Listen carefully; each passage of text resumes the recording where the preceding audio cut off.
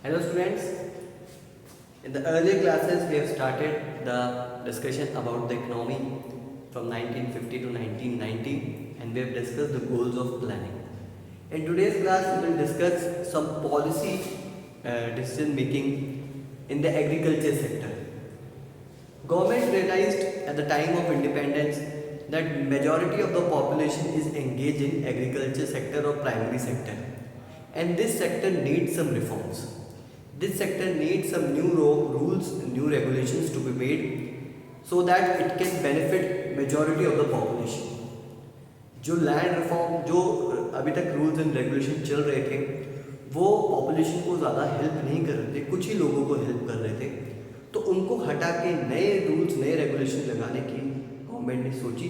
क्या वो रूल्स थे, क्या रेगुलेशंस थे, आइए हम डिस्कस करते हैं। Let's discuss this. First of all we have to understand why government thought so, ऐसा सोचा क्यों। What was the need of the land reforms, need क्या थी लैंड रिफॉर्म्स की। तो देखिए जो सिस्टम अभी तक ब्रिटिशर्स फॉलो कर रहे थे वो सिस्टम फॉलो कर रहे थे जमींदारी सिस्टम।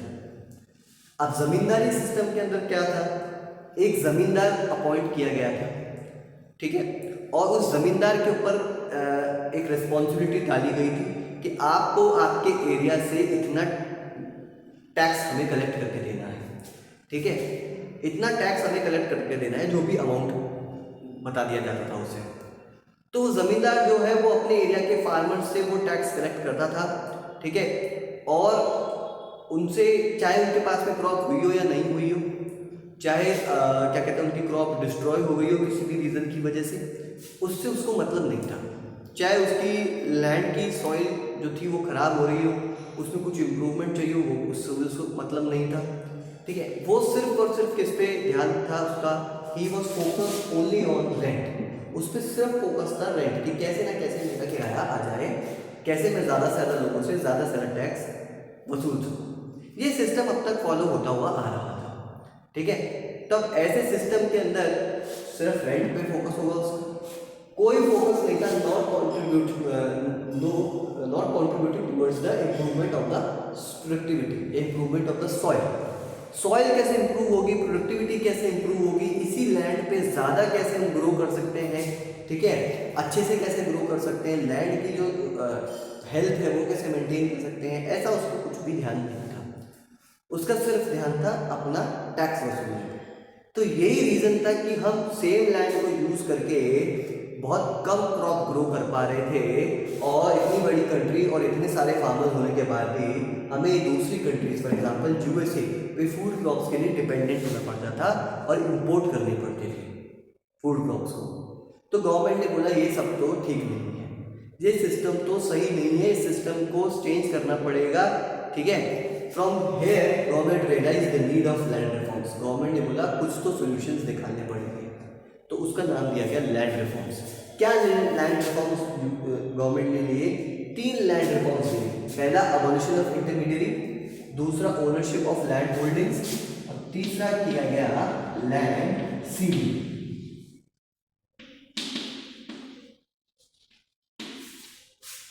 लैंड सीलिंग गवर्नमेंट ने, ठीक है, क्या क्या किया, एक इसके अंदर एक एक करके देखते हैं। पहला वाला था अबॉलिशन ऑफ इंटरमीडियरी। गवर्नमेंट ने बोला एक फार्मर है, एक गवर्नमेंट है, ठीक है, फार्मर अपना क्रॉप ग्रो करता है और गवर्नमेंट उस क्रॉप को अलग अलग लोगों तक पहुंचाती है, पूरी कंट्री में पहुंचाती है या स्टोर करके रखती है। अब तक तो स्टोर की बात ही नहीं आ रही थी, हम एक्स्ट्रा ग्रो ही नहीं कर पा रहे थे।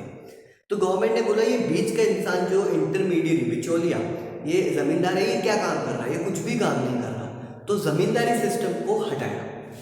बोले जमींदार लोगों को कंट्रोल कर रहा है, अपनी पावर जमा रहा है, गलत यूज कर रहा है, मिस यूज ऑफ पावर कर रहा है, और उससे कुछ भी फायदा नहीं हो रहा है, ना फार्मर को फायदा हो रहा है, ना गवर्नमेंट को फायदा हो रहा है, कुछ भी फायदा नहीं हो रहा है इससे, बल्कि एक्सप्लॉइटेशन ये कर रहा है फार्मर्स का, उस पर उनको कंट्रोल कर रहा है, उनसे उनकी जो है कमाई ले लेता है।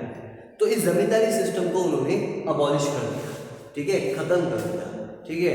लैक्स एंड करोड़, ठीक है, एनसीईआरटी तो डेटा देता है कि 2 करोड़ के आसपास जो फार्मर्स थे छोटे, ठीक है, उनको बहुत फ़ायदा हुआ, वो सीधे के सीधे फ्री हो गए ठीक है, इंडिपेंडेंट हो गए वो एक तरीके से, उनको असली आज़ादी तब मिली, उनको 1947 में आज़ादी नहीं मिली, ये जब जमींदारी सिस्टम अबॉलिश किया गया तब उन्हें आज़ादी मिली, क्योंकि उसके बाद भी वो तो कंट्रोल में ही थे, किसी के जमींदार के कंट्रोल में थे, ठीक है, क्योंकि ब्रिटिशर चले गए लेकिन जमींदार तो वही सिस्टम फॉलो कर रहे थे अभी भी, उनको रोकने वाला कौन था?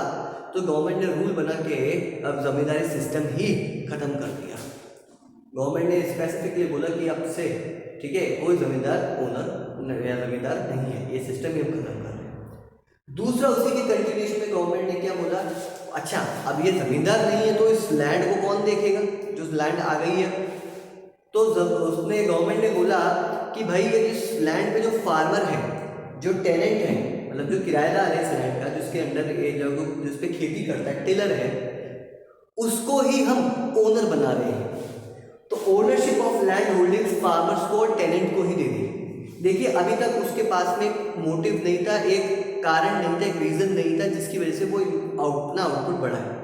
फार्मर सोचता था कि यार आउटपुट बढ़ाने से होगा क्या, मैं क्यों ध्यान दूँ आउटपुट बढ़ाने में, जितना भी अगर इंक्रीज अगर आउटपुट होगा वो सब जमींदार ले जाएगा, मुझे तो सिर्फ मेरे सर्वाइवल जितना ही बनाना है। तो वो अपने सर्वाइवल जितना ही बनाता था बस।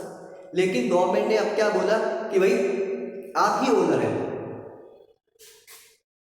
जब ये कर दिया जाएगा तब बोलेगा यार ये मेरे लैंड है, ये मेरा आउटपुट है, जितना ज़्यादा बनाऊंगा उतना ज़्यादा बेच पाऊंगा, उतना ज़्यादा फायदा, उतना ज़्यादा प्रॉफिट कमा पाऊंगा। ये फीलिंग फार्मर के अंदर आ जाएगी और इसीलिए वो ज़्यादा प्रोडक्टिविटी पे ध्यान देने लग जाएगा। तो ओनरशिप ऑफ लैंड होल्डिंग्स कर दी, फार्मर को, टेनेंट को, टिलर को ही ओनर बना दिया गया, ठीक है। ये भी बहुत एक अच्छा स्टेप था। एक और चीज़ क्या की गई कि पहले एक जमींदार होता था और वो आसपास के सारे गांव कंट्रोल करता था, ठीक है, ये अपना पूरा गांव कंट्रोल करता था। तो एक इंसान के हाथ में या बहुत कम लोगों के पास में से, जो जमींदार जितने भी थे, 400, 500, 700 जितने भी जमींदार थे, 1000 जमींदार मान लीजिए, उन 1000 ने पूरा इंडिया कंट्रोल कर रखा था, पूरे इंडिया की लैंड कंट्रोल कर रखी थी। तो बोला इन जमींदार को हटाओ, ठीक है। तो बहुत सारे लोगों से हटा के, बहुत सारे लोगों के पास से पावर हटा के, लैंड की कंट्रोल हटा के, हर छोटे छोटे फार्मर के पास में लैंड का कंट्रोल दे दिया। तो लैंड सीलिंग में उन्होंने क्या बोला कि एक इंसान के पास में मैक्सिमम ये साइज का लैंड हो सकता है, कुछ भी मान लीजिए, मैक्सिमम उन्होंने बोल दिया कि 4 एकड़ 5 एकड़, जो भी उन्होंने बोला, या बोल लीजिए बॉक्स ऊपर बना लेते हैं कि ये बॉक्स जितना एक इंसान के पास में लैंड हो सकता है, इसके अलावा इससे ज़्यादा लैंड एक इंसान के पास में नहीं हो सकता, मैक्सिमम साइज उन्होंने रख दी।